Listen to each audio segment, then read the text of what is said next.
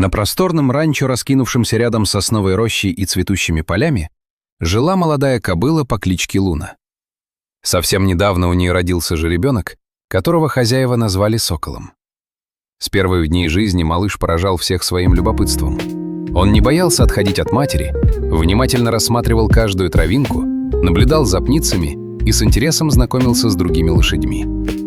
Луна старалась не выпускать сына из виду. Она понимала, что окружающий мир полон неожиданностей, поэтому постоянно следила за каждым его шагом. Но удержать маленького исследователя рядом было непросто. Для него все вокруг казалось настоящим приключением. Даже легкое движение листьев или полет стрекозы могли отвлечь его на долгое время. Однажды ранним утром все лошади отправились к небольшому озеру, чтобы напиться воды. Над землей еще стелился легкий туман, а первые лучи солнца окрашивали небо в золотистые оттенки. Для Сокола эта прогулка стала особенной. Он впервые увидел большое спокойное озеро.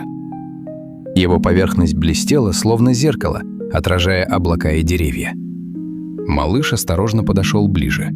Ему хотелось понять, почему в воде появляются такие необычные отражения.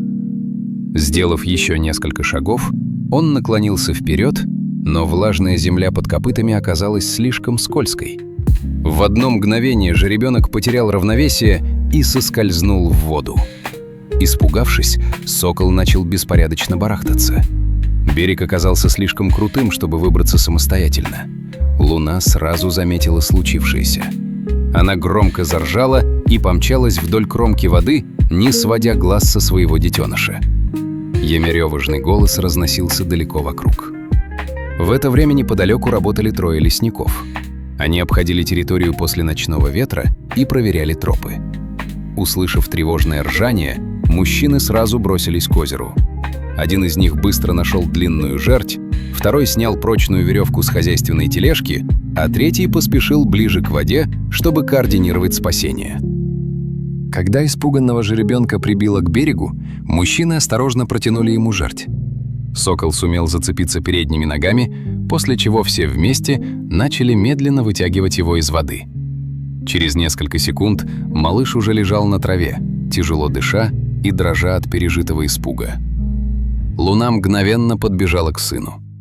Она долго обнюхивала его, словно убеждаясь, что с ним все хорошо. Постепенно же ребенок успокоился, поднялся на ноги и крепко прижался к матери. Казалось, только рядом с ней он снова почувствовал себя в безопасности. Лесники с улыбкой наблюдали за этой трогательной встречей.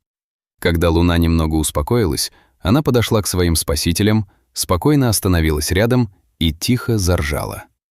Мужчинам показалось, будто животное благодарит их за помощь. Никто не сомневался, что этот момент они запомнят надолго. После этого случая на ранчо еще долго вспоминали историю маленького сокола. Она стала напоминанием о том, что даже самое любопытное существо иногда оказывается в беде, а вовремя протянутая рука способна спасти жизнь.